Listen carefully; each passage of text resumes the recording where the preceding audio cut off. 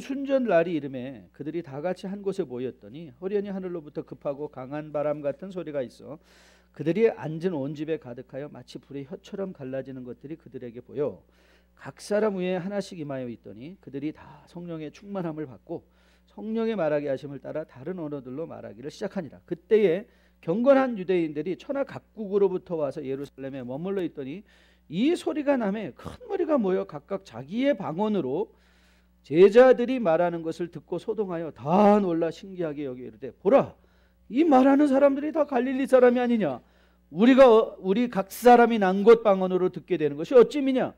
우리는 바데인과 메데인과 엘람인과 또 메소포타미아 유대와 갑바도기와 본도와 아시아 부르길라와 밤빌리아 애국 및 구레네에 가까운 리비아 여러 지방에 사는 사람들과 로마로부터 온 나그네 곧 유대인과 유대교에 들어온 사람들과 그레데인과 아라비인들이라 우리가 다 우리의 각 언어로 하나님의 큰 일을 말함을 듣는도다 하고 다 놀라 당황하여 서로 이르되 이 어찌 된 일이냐 하며 또 어떤 일들은 조롱하여 이르되 그들이 세술에 취하였다 하더라. 아멘. 하나님의 말씀입니다. 네, 여러분의 마음이 정말 활짝져서 오늘 찬양대가 권면한 것처럼 주님과 우리와 함께 하시고 있다는 사실을 오늘 본문을 통해서 아주 강력하게 다시 한번 확인받는 귀한 시간 될 수 있기를 주님의 이름으로 축복드립니다. 아이들이 어리면 어릴수록 그들이 가장 가기 좋아하는 곳은 장난감 가게입니다.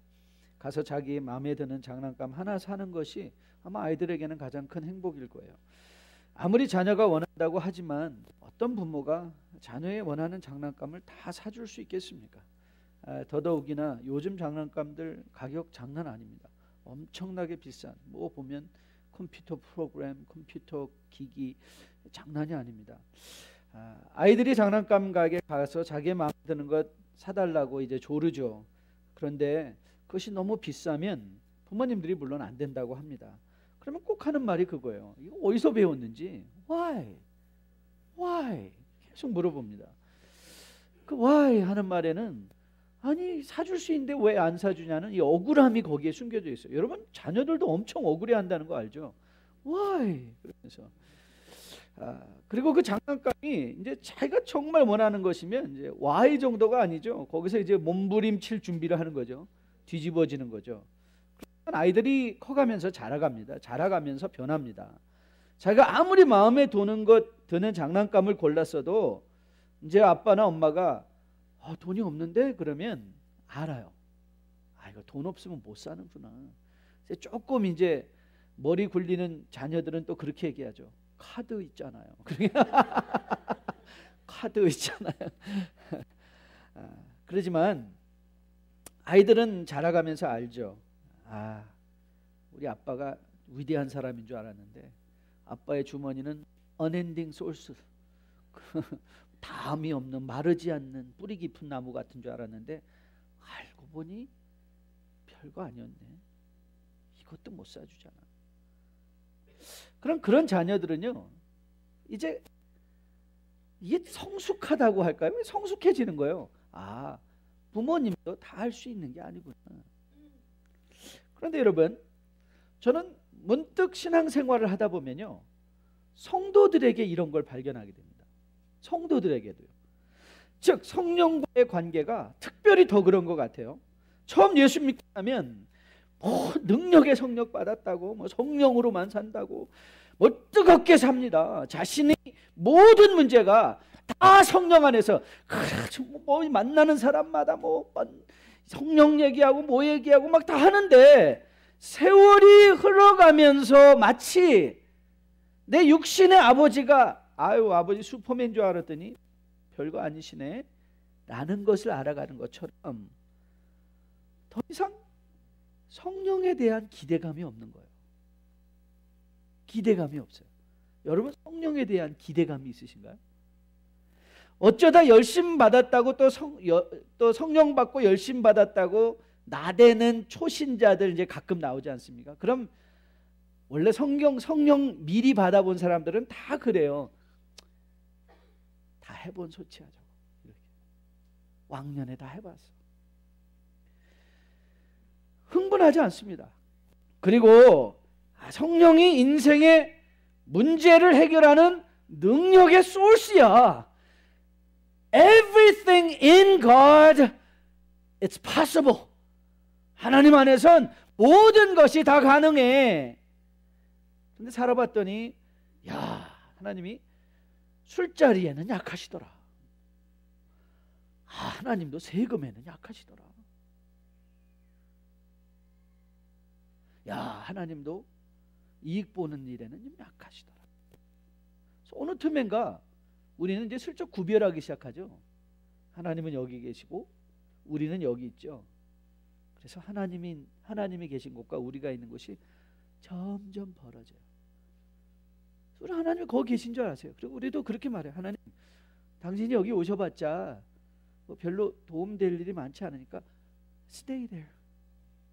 내가 정 필요하면 if I really need you, I'll call you, but just stay there. I'll do my business. 내가 내 사업 제가 잘 할 테니까 그냥 거기 계세요.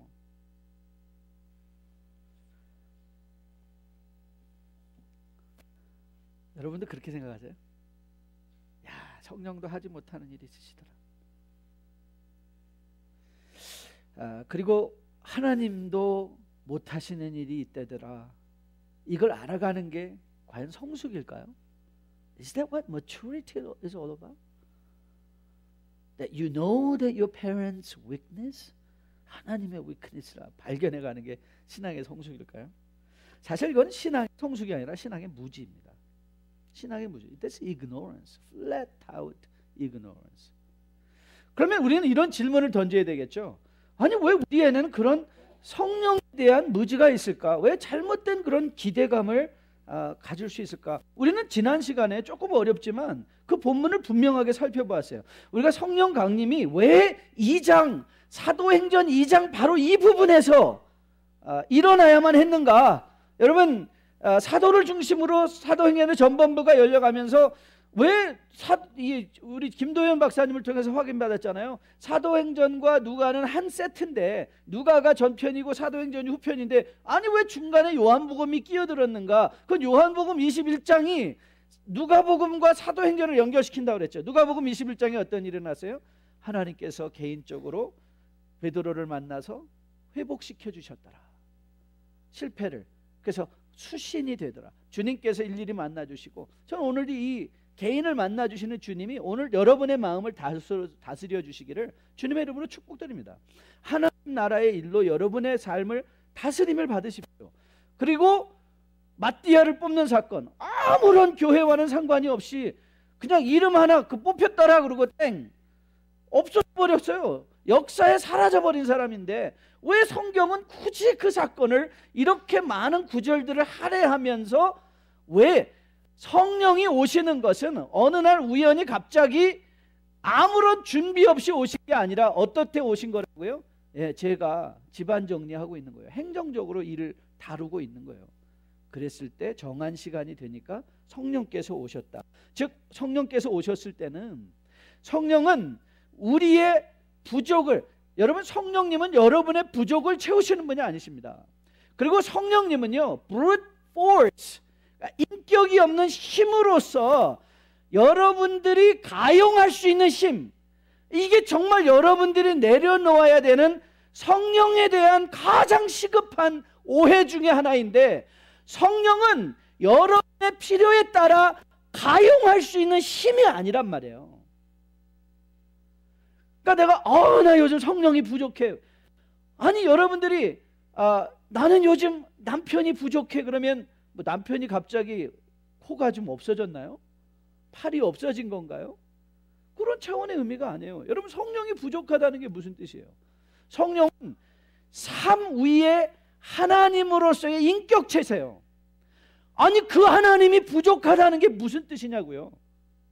성령은 여러분이 가용할 수 있는 힘이나 혹은 여러분이 부족할 때 마치 알라딘의 램프처럼 문질러서 come out and tend my need, 내 필요를 채워주세요 하는 여러분 영적 크러치도 아니에요. 그래서 그냥 여러분들이 나는 요즘 성령이 부족해가지고 제대로 못 살아요. 나는 요즘 성령이 부족해가지고 신앙생활을 잘못해요. 그건 성령을 모독하는 말이에요. 성령이 부족하다니요. 삼위의 하나님이 부족하시다니요. 그거는 말할 수가 없는 일이죠. 그래서 우리는 지난 시간에 중요한 한 가지, 성경을 성경대로 읽자라는 또 중요한 포인트를 하나 받았어요. 오늘 성경이 정말 성령의 어떤 면을 강조했는가, 성령이 바람과 같이라는 말. 그래서 이 성령 하는 분들이 입에서 바람 소리를 잘 내시는 것 같아요. 쉬쉬쉬 막 이러시는데 성령의 강조점은 바람이 아니다, 바람과 같이 강하고 급했다는 말이에요. 그러니까 바람을 동장시킨 거는 급하고 강하더라라는 말이었죠. 그렇죠? 그래서 하나님의 임재, 여러분 엘리야가 그 로뎀나무 밑에서 하나님을 만날 때 일어난 사건 기억하시죠? 급하고 강한 바람 같은 것들이 슉 지나갔어요. 그러자 거기에 하나님의 임재. 그러니까 이 급하고 강한 바람 같은 것, 이런 것들이, 이런 상징적 언어들이 표현되는 것은 무슨 일이 일어나고 있다는 거예요? 하나님이 임재하신다. 그러니까 즉 성령이 임재하신다. 성령의 임재인데 그 성령이 어떻게 임했다고요? 불과 같이, 불의 혀와 같이 갈라져서 각 사람 머리 위에 다 임했다. 그러니까 즉 성령은 뜨거운 게 아니에요. 오늘 성령이 우리에게 강조하고 싶은 것은 불의 뜨거움이 아니라고 말씀드렸죠. 불의 뜨거움이 아니라 불이 갈라져서 각 사람 머리 위에 임했다. 이거는 출애굽기랑 비교할 때, 여러분 출애굽기에 불 보고 변화된 사람 또 하나 있잖아요. 불 보고 변화된 사람 누구예요? 모세 아니에요, 모세. 근데 모세는 그때 누가 그 모세 신해상 불과 같은 모습으로 하나님께서 자신을 계시해 주셨을 때는 누구에게 임했어요? 모세에게만 임한 거예요. 그리고 모세가 시내산에 백성들을 출애굽해서 하나님 말씀 받으러 올라갈 때는 모든 사람은 어디에 있어야만 됐어요? 모든 사람은 산 아래에 있어야만 됐어요. 거기 누구만 올라가요?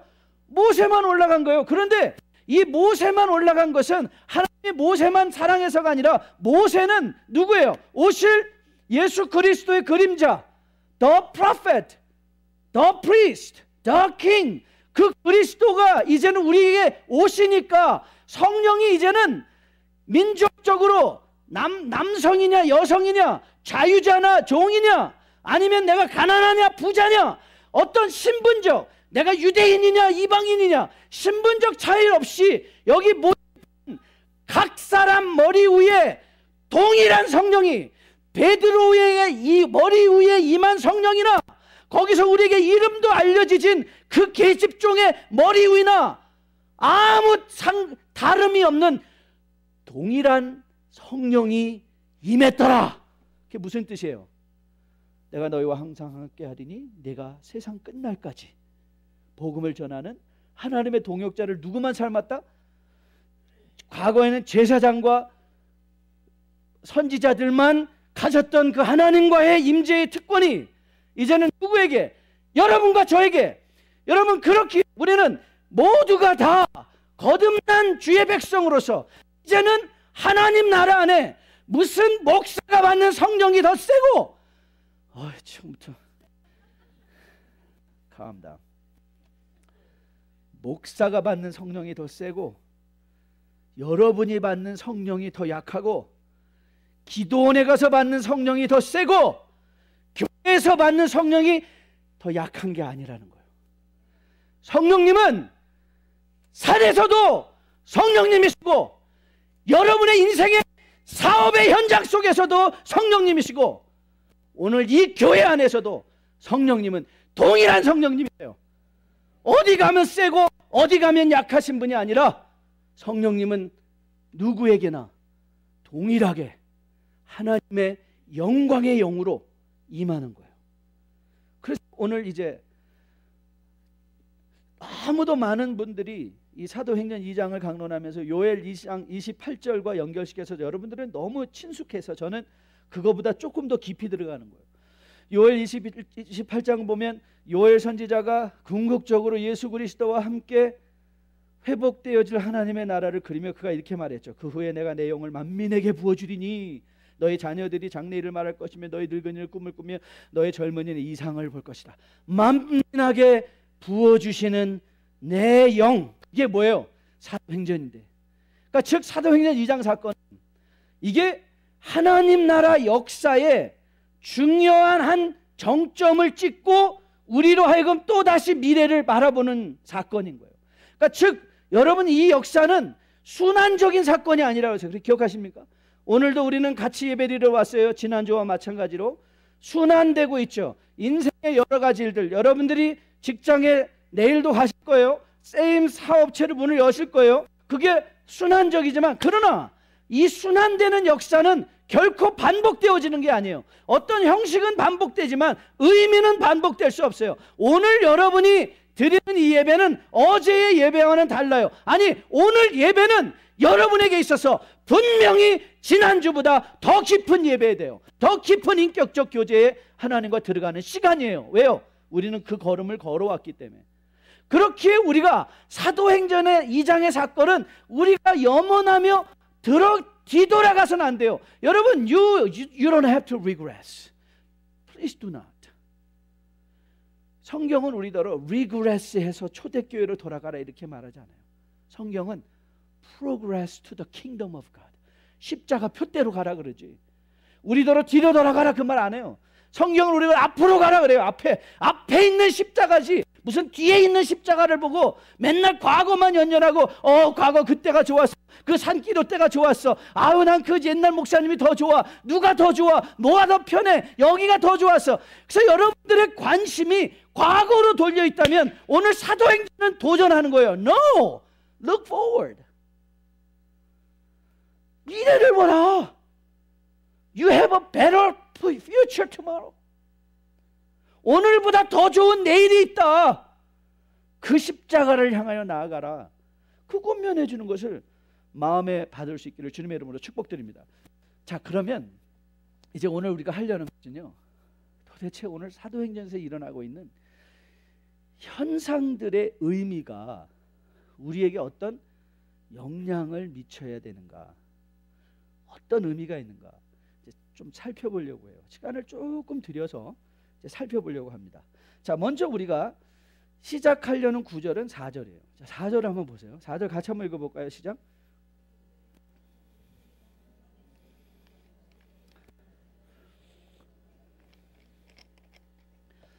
자, 오늘 여러분과 저가 확인하려는 것이 도대체 성령 충만 사건은 뭐냐는 거예요. 분명히 이 말씀이 모델이기 때문에 우리 안에서 반복되어져라는 것이 아니라면 구속의 현실 속에서 이 일이 일어났기 때문에 나에게 미치는 영향이 있는 거예요. 왜? 그건 과거에 우리에게 영향을 미치기 위해서 일어난 일이기 때문에 그렇죠.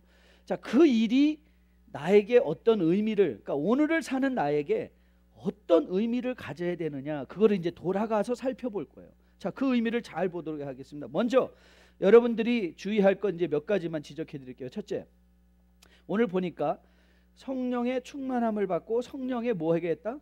말하게 하심을 받았다. 그래서 거기 이제 수동적 측면이에요. 그러니까 이들이 말했는데 지가 자의로 막 말한 게 아니라 누가 말하게 하셨다? 성령이 말하게 하셨다. 이제 이게 성령 충만에 있어서 수동적 참원이에요. 하나님의 주권이에요. 하나님이 이렇게 하셨다 이 말이잖아요. 그거를 여러분이 주의해서 보셔야 돼요. 그리고 또 5절을 보시면 5절에 중요한 piece of information이 나와요. 무슨 인포메이션이 나와있냐면 거기 모여있던 사람들이 누구냐, 그걸 여러분이 잘 보셔야 돼요. 그러니까 누가 성령의 충만을 받았느냐.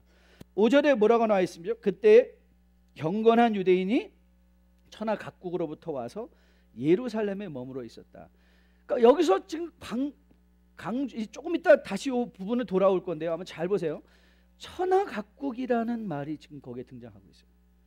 그러니까 It's not simply from Jerusalem. 그런데 오늘 여기서 천하 각국으로부터 온 유대인이다라고 말했는데 바울은 이 사실을 그 유대인들이 어떤 유대인이었는가를 또 설명해줘요. 그게 설명이 어디 있는가 하면 10절이에요. 그러니까 10절을 보시면 10절에 뭐라고 나와 있는가 보세요. 부르기아와 밤빌리아와 애굽과 구레네가 가까운 리비아 여러 지방에 사는 사람들과 로마로부터 온 나그네 곧 유대인과 유대교에 들어온 사람들. 그럼 자, 오늘 여기에 모여 있는 사람들의 성격은 어떤 성격이에요? 천하 각국으로부터 온 천하 만민인 거예요. 그렇죠? 그러니까 인터내셔널 성격이 여기에 강하게 숨겨져 있어요. 그러니까 그걸 설명하고 싶은 거예요, 누가가. 자, 그거를 또 나중에 좀 더 보게 할 것인데요. 보십시다. 그래서 오늘 여기서 보면 여기에는 유대인만 있었던 것이 아니에요. 그렇죠? 유대교에 들어온 자들도 있었어요. 이들은 누구였을까요? 이방인들이었어요. 이방인들도 여기에 있어요. 성령 충만의 사건에 유대인들에게만 임한 것이 아니라 이미 성령은 누구에게도 임했어요. 이거는 굉장히 중요한 메시지예요. 사도행전 전체가 어찌 이게 사실은 13장 이하부터 펼쳐지는 사건의 전초전인데요. 성령의 충만함을 유대교에 들어온 이방인들도 받았더라. 여기 이제 그게 나와 있는 거예요. 이게 굉장히 중요한 사도행전의 포인트인 것을 여러분 기억하셔야 됩니다. 그런데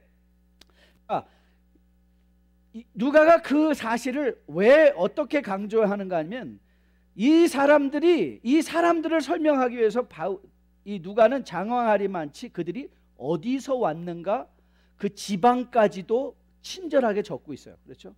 이렇게 할 필요가 없는데 이렇게 했다는 것은 무슨 뜻이죠? 이들이 각기 다른 지방에서 온 사람들이었다는 것, 다양한 사람이었다는 것을 강조하고 싶은 거예요. 그러니까 여기에는 뭐 예수님만 믿는 한 가지 색깔의 사람이 있었던 것이 아니라 마치 오늘 여기에 우리 모두가 다 다른 것처럼 다 다른 사람이 여기에 모여 있더라. 오늘 이 누가가 열거하는 도시들이 카스피안 지역의 5도시, 그 메소포타미아 지방이거든요. 거기에 또 소아시아 지역의 5도시가 있고 북아프리카와 그리고 전 세계 애굽에 이르기까지 누가가 생각할 수 있는 당시의 모든 세계 만민이 여기 모여 있는 거예요. 그러니까 천하 각국 만민이라고 말하는 거예요, 누가가. 그러니까 여기에 지금 우리의 현실이 여기에 집중되어 있다라는 상징적인 의미를 여기서 가지고 있죠. 그런데 이들이 소동했어요. 왜 소동했죠? 자, 이들을 소동하게 한 사건이 뭐였어요? 제자들이 각기 자기의 언어로, 방언으로 말하는 것을 들었을 때 이들이 이제 소동한 거예요. 자, 이 소동의 의미를 이제 우리가 살펴보려고요. 소동의 원인이 됐던 게 이제 방언이라는 거예요. 방언. 자, 그러면 도대체 이 방언이라는 말이 뭐냐? 이 헬라어 말에는요, 언어, 혀를 일으키는 말, 글로사라는, 그러니까 보면 tongue, speaking in tongue, 그러면 tongue이라는 말이 있잖아요. 혀라는 뜻이에요. 그게 또 글로사라는 말뿐만 아니라 같은 언어인데 또 다르게 표현하는 것도 있었어요. 그러니까 다이렉트라는 말이 있었어요. 그래서 what kind of dialect do you speak? 예를 들면 차이니스에 맨더린이 있으면 캔토니스가 있고 여러 가지 다른 다이렉트가 있잖아요. 여러 가지 다른 종류의 방언들이 있다 할 때 사용되던 단어예요. 그러니까 이 단어는 뭐 특별한 어떤 방언의 현상보다는 그 당시에 언어라는 말을 사용하기 위해서 서로 인터체인저블하게 사용하던 단어이기도 해요. 그런데 오늘 이들이 왜 놀랬느냐? 이 놀란 사건을 보면 자, 7절 말씀에 뭐라고 나와 있죠? 7절에 보라, 이 말하는 사람들이 다 누구다? 갈릴리 사람들이 아니냐? 즉 이 말의 의미는 뭐예요? 아니, 이들이 분명히 내 나라의 말을 못하는데, 그러니까 예를 들면 여러분들이 다 중국 분인데 제가 막 소리를 질렀는데 여러분들이 뭐로 알아들은 거예요? 중국말로 알아들은 거예요. 그래서 이들이 놀랐어요. 아니, 저 사람들 갈릴리 사람인데, 아니 저 사람 한국 사람인데 어떻게 이렇게 중국말을 잘하지? 아니 저 사람 한국 사람인데 어떻게 스페니쉬를 이렇게 잘하지? 아니 저 사람 한국 사람인데 어떻게 이렇게 영어를 잘하지? 이런 느낌인 거예요. 우리는 이게 쉽잖아요.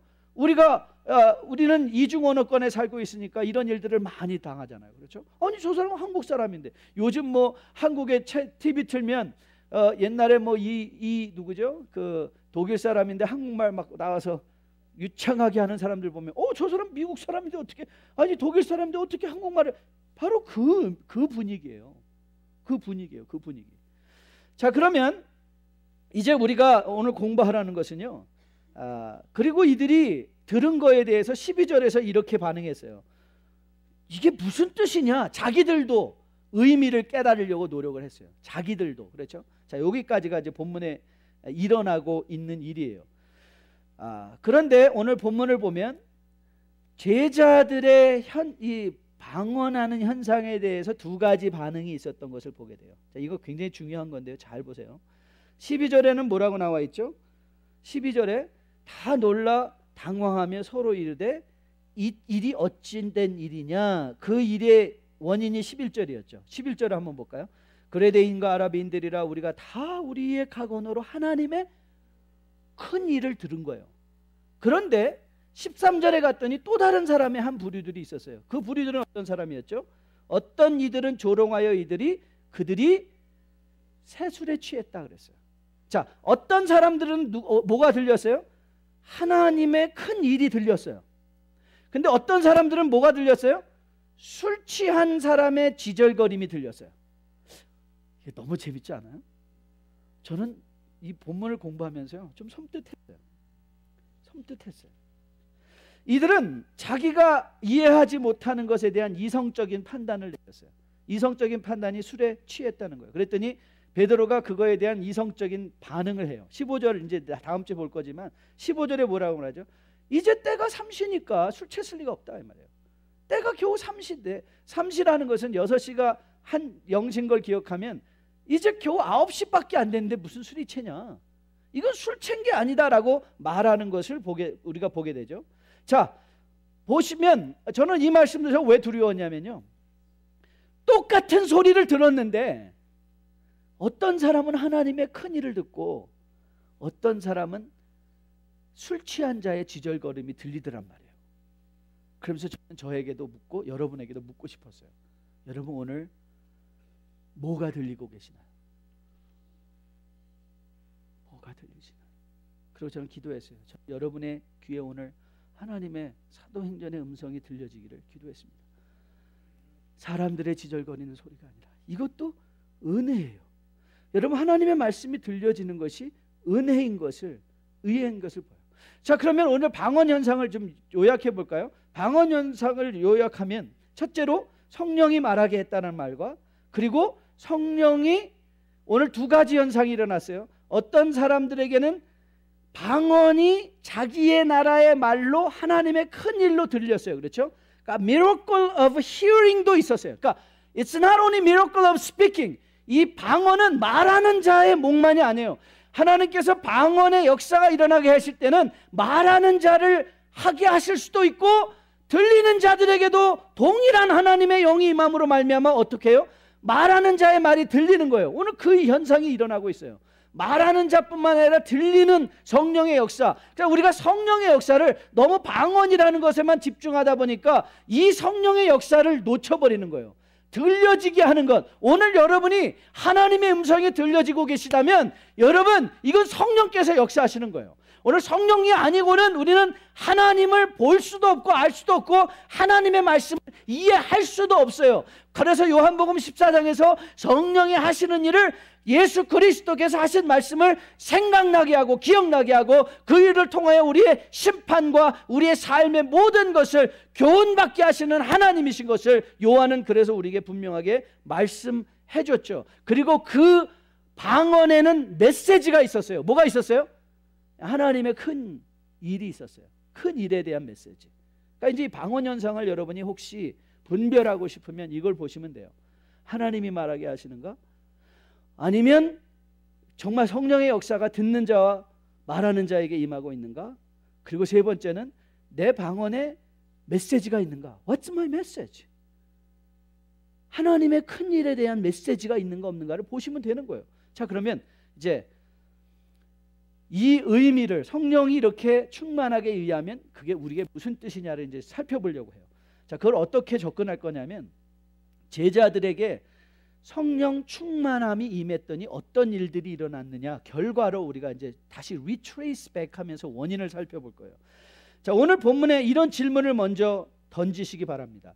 과연 오늘 누가가, 자, 잘 들어보세요. 오늘 누가가 강조하기 원하는 사실이 뭔가? 즉 다시 더 구체적으로 하면 오늘 누가는 방언을 한 사람에 대해서 말하고 싶은 건가? 아니면 방언을 들은 사람을 설명하고 싶은 것인가? 여러분 어떻게 생각하십니까? 방언을 한 사람을 더 설명하고 싶을까요? 아니면 방언을 들은 사람들에 대해서 더 설명하고 싶을까요? 예, obvious하죠. 왜요? 성경은 방언을 한 사람들에 대해서 4절 한 구절로 딱 설명하고요. 5절부터 13절은 뭐예요? 그 방언을 들은 사람들의 반응을 기록하고 있잖아요. 그러니까 바울이 누가가 더 신중하게 설명하고 싶은 게 뭐예요? 방언을 들었더니 어떤 일이 일어났느냐를 더 설명하고 싶은 거예요.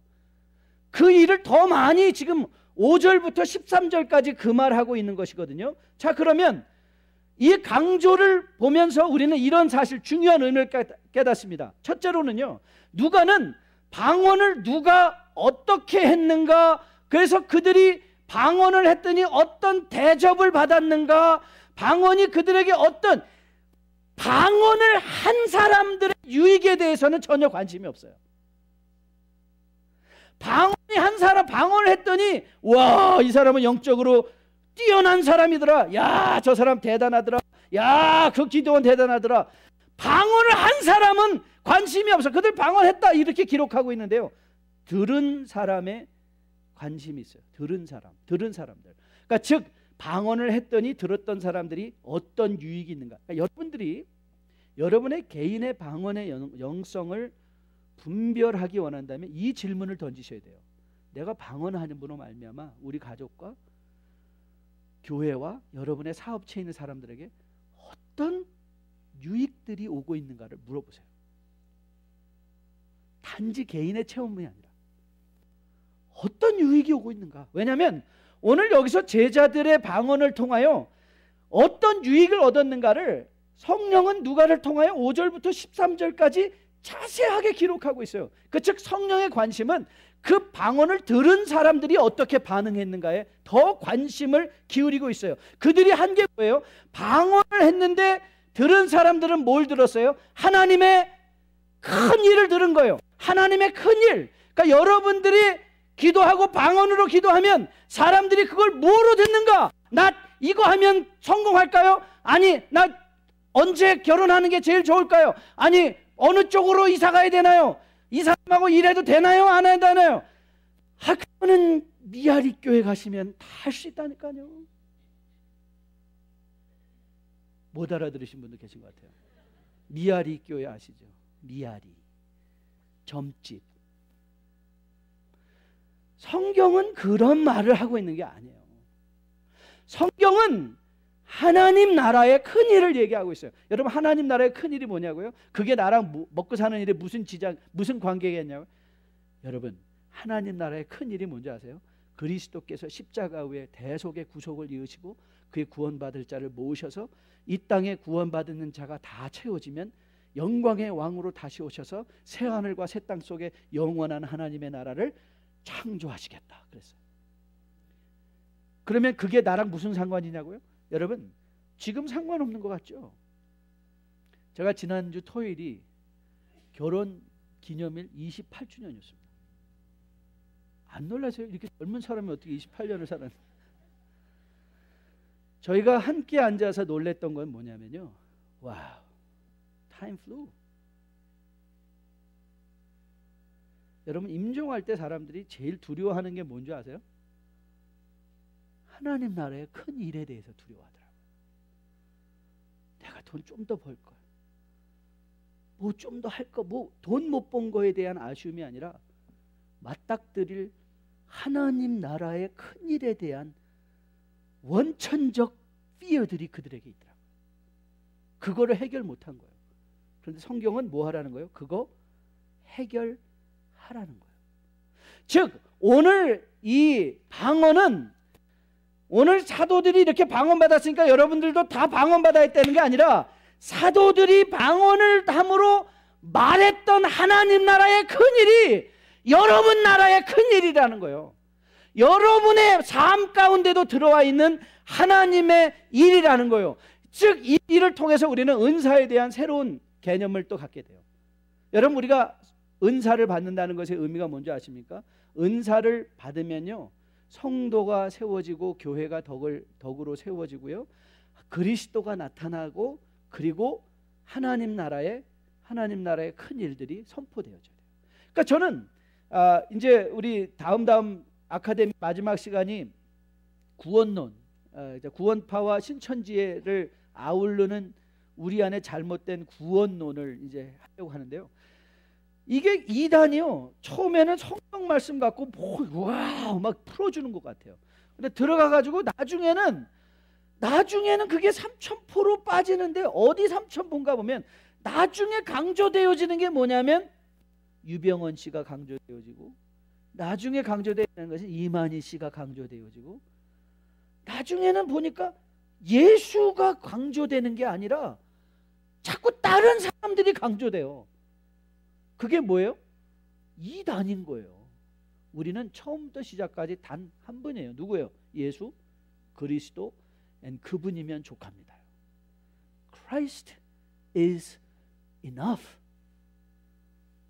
그리고 성령께서 우리에게 각 사람에게, 그러니까 저에게만 오늘 성령이 주시는 게 아니라 오늘 여러분의 각 머리 위에도 동일하게 부족함이 없으신 사무의 하나님이 오늘도 여러분 삶 위에 거하시면서 오늘도 누구에게든지 역사하시는 하나님 나라의 큰 일을 보게 하며 앞을 향하여, 미래를 향하여 자꾸 뒤돌아갈 생각 말고 미래를 향하여 나갈 생각하라는 거예요. 오늘 여러분이 욥과의 관계 속에서도 여러분, 하나님은 여러분에게 욥은 너무나 괴로웠던 게 뭐예요? 왜 하나님은 침묵하시냐? 그런데 우리는 계속해서 보고 있는 게 뭐예요? 욥, 하나님은 침묵하지 아니하신다. 네가 너무 말이 많다. 네가 지금 말을 너무 많이 하는 것이지 하나님의 침묵이 아니라 if you stop speaking, if you stop complaining, if you stop, then God will talk to you. 그 욥이 하는 거 아닌가요? 왜 우리가 성령의 하나님 왜 나한테 성령의 역사가 안 와요? 그러니까 좀 be patient.